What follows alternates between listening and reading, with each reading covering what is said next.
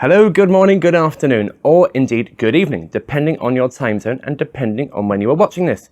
I'm James Innes and this is my YouTube show, The Jobs Guru. It is Tuesday, the 15th of September 2020. I'm delighted to see you all here for today's episode. I extend a very warm welcome to all those who have subscribed since the last episode. And if you haven't yet subscribed, then please do think about subscribing so that you don't miss out on the next episode. In today's show, I'm going to be covering a question from one of my viewers, and next in the interview question series, I'll be asking, what reservations do you have about working for us? Blimey. If you have any questions or comments as you watch, then do please type them into that comment section below. And if you like what you see, then do please hit that YouTube thumbs up. So, onto that question from one of my viewers. Today's question is from Kate in Bournemouth. She says, "Dear James, we have had a big change of personnel recently, and I am struggling to get on with my new colleagues. They are quite cliquey, and I feel excluded from lots of discussions and even office banter. They are also a loud group, and I find it hard to concentrate when they're around. I feel that affects the quality of my work, and I also worry that other people will think I'm not a team player. I'm no shrinking violet normally, but I feel overwhelmed. What should I do to improve working relations?" Well, Kate in Bournemouth, this can't be very pleasant to face on a daily basis, I get it, but I do admire your evident willingness to try to achieve a solution and resolve matters. I do feel that a lot of the onus is on them to try to make you feel included, but they're evidently doing a poor job of that, so it's great that you're making an effort yourself. We should all of us be striving to become better team players tomorrow than we are today, and I've got 6 suggestions for you on that front. Number 1, actively participate, pitch in, don't hold back on sharing your own experience, your knowledge, your opinions, your point of view. Number 2, seize the initiative in finding solutions to any problems your team might encounter. 3, a problem shared is a problem halved, so let your team members know that they can come to you with problems and you'll help them find solutions. Number 4, be prepared to take one for the team, as they say. I willingly make a personal sacrifice for the benefit of the team.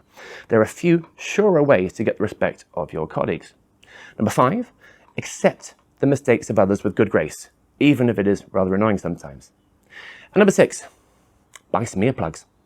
Now, I'm always open to interesting new questions from my viewers, so if you have a workplace, jobs, careers, or employment-related question for me, then do please type it into that comments section below, and I may well feature it in a future episode of this show. And if I do, then one of my limited edition collector's item, here's one I made earlier, Jobs Guru coffee mugs will be yours.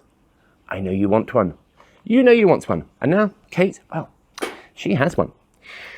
As well as heading up James Innes Group, I am also the UK's best-selling careers author, and amongst my titles is this one, the Interview Question and Answer book. It is, of course, available in all good bookshops. If you'd like a signed copy from yours truly, then I think there's a link in the description of this video, or there will be by the time I've uploaded it. Now, in this show at the moment, I'm taking questions from that book, and I'm looking at how to answer them. And at the moment, I'm taking those questions from the chapter entitled The 25 Tough Questions, the top 25 tough questions, taking the heat. Today's question: what reservations do you have about working for us? Similar questions could include, can you see any disadvantages to working for us? Or have you heard anything negative about our organisation? But back to the question in hand. What reservations do you have about working for us? Now, the interviewer is laying a trap for you here. By assessing what reservations you might have about their organisation, they can gauge how much the position really appeals to you. If the interviewer can identify you as having any concerns or reservations about working for their organisation, then they're immediately going to have concerns themselves as to your commitment to wanting to work for them. So, how to answer? Well, there's only one way to answer this question. You don't have any reservations, and then go on to explain why you don't have any reservations, or more specifically, to reiterate what it is that attracts you to this organisation. If you do have any reservations, or if you had heard bad things about the organisation, then you should certainly keep this to yourself. But you should also be asking yourself why you would want to work for this organisation if you have such concerns. Okay, maybe a small exception if there's been something blatant in the press. You can't, the elephant in the room, you can't ignore that. I do know some viewers will feel it's only natural to have doubts about a potential employer, and it's therefore reasonable to bring these up at interview, albeit in a polite and positive manner. I can see where you're coming from on this, but if you do take this path, then be warned that you are treading on very thin ice, and I would personally vote very much in favour of just sidestepping this question. Now, as usual, I have plucked a little example from my book for you. Honestly, I don't have any reservations. I've done my research, I've considered the matter in quite some detail, and I've concluded that for me, this is certainly an excellent opportunity, one which I'm eager to pursue.